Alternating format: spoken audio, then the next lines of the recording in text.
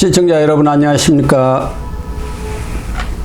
금배지를 달기 전부터 사기대출 혐의 등 수많은 논란을 불러일으켜온 민주당 양문석 의원이 올해 안에 금배지가 떨어질 것 같습니다.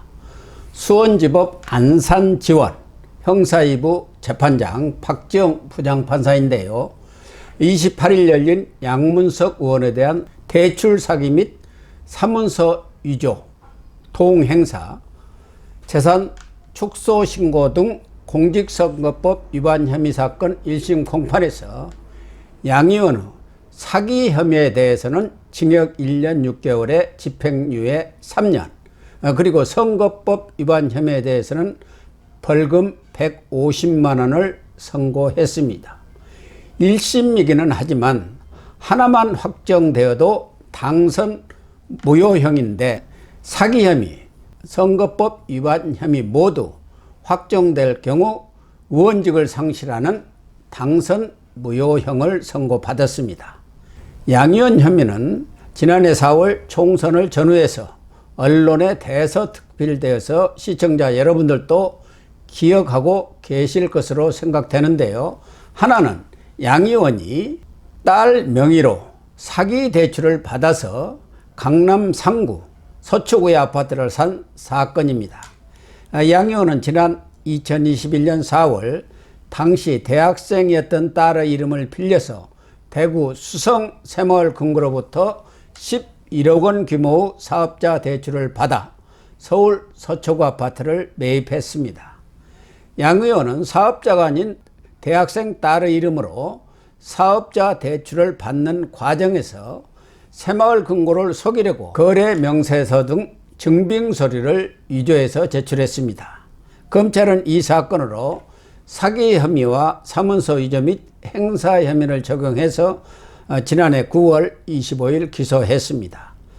다른 하나는 공직선거법 위반 사건인데요.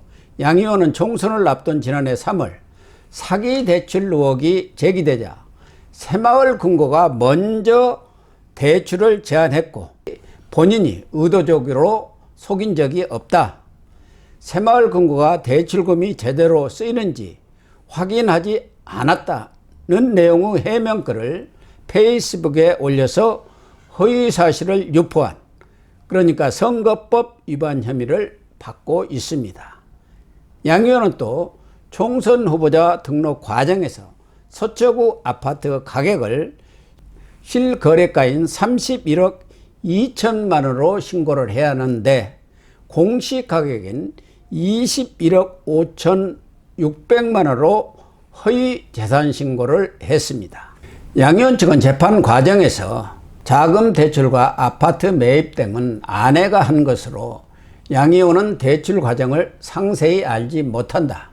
선거운동 과정에서 여러 차례 진행된 여론조사에서 경쟁자를 20% 이상 앞서가고 있는 상황에서 페이스북 글을 통해서 유권자를 속여 정치적 이득을 얻을 의도도 없었다. 재산 축소 신고 혐의는 인정하지만 허위 사실을 공표하려는 고의가 없었다며 혐의를 전면 부인했습니다. 그러나 재판부는 주택담보대출 상환 목적으로 사업자 대출을 신청한 것은 대출 사유 목적의 허위사실 고지에 해당한다. 새마을 금고 직원 일부가 자금 사용 목적을 알고 있었다 하더라도 최종 의사결정권자가 아닌 이상 대출 목적에 대해 잘 알고 있었다고 판단하기 어렵다. 새마을 금고의 부실심사 과실이 있었다 하더라도 대출 목적을 명확히 알았으면 대출 실행이 안 됐을 거라고 보는 것이 타당하다면서 기망과 대출 사이의 인과관계를 인정할 수 없다고 판시했습니다. 한마디로 양 의원이 대출 사기를 저지른 것이 맞다는 얘기입니다. 재판부는 특히 딸 양 씨가 사업자금으로 사용할 의사가 없음에도 양 의원이 대출 서류에 서명한 이상 공모관계와 기망에 대한 고의도 인정할 수 있다고 못을 박았습니다. 재판부는 양 의원의 페이스북 게시글에 대해서도 그 내용 중에 단순한 억울함을 토로하는 차원을 넘어서 객관적 사실과 맞지 않는 허위사실이 담겨 있다고 선거법 위반 혐의를 인정했습니다. 선거에 유리한 영향을 미치기 위해서 사기대출과 관련해서 사실관계를 불충분하게 기록해 유권자의 판단을 흐리게 했다는 해석입니다. 오늘 법원 앞에는 양 의원을 비판하는 유튜버 등 시민 수십 명이 모여서 양문석을 구속하라, 항소 포기하라고 외치기도 했는데요. 양 의원의 선거와 관련해서 중요한 것은 1심 법원이 조희대 대법원장이 강조한 633 원칙을 지키려고 노력을 했다는 점입니다.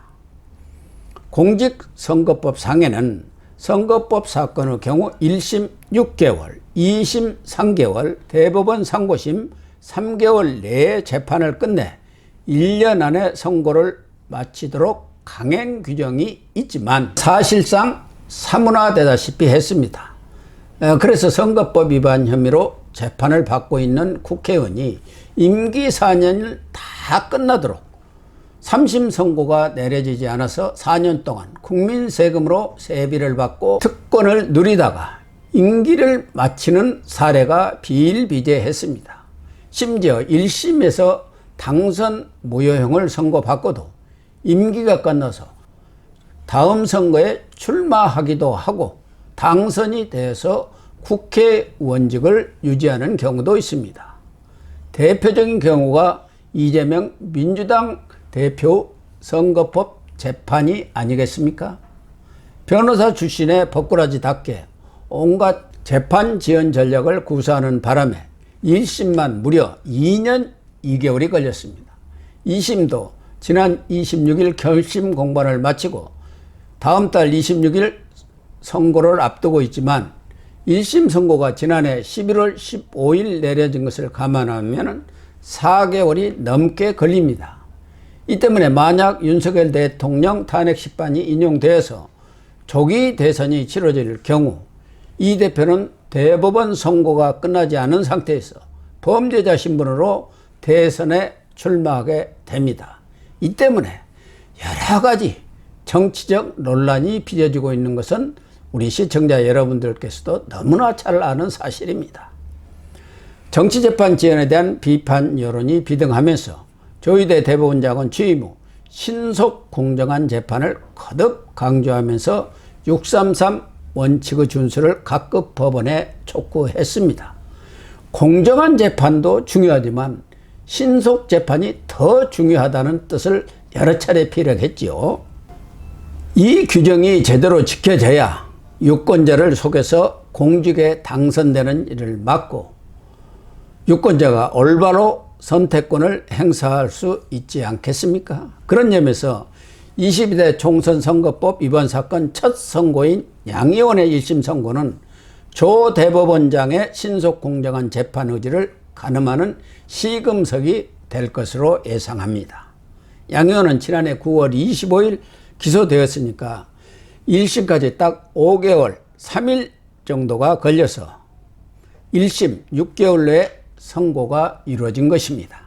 향후 33 원칙이 지켜져 최종 의원직 상실형의 유죄 판결이 내려진다면 8월 말 9월 초에는 대법원 판결이 나와서 양 의원의 금배지가 떨어집니다. 선거법 사건 재판을 진행 중인 다른 재판부에서도 양 의원 1심 선고를 계기로 633 원칙을 꼭 지켜주시기를 거듭 당부드리겠습니다. 방송 마치겠습니다. 시청해 주셔서 감사합니다.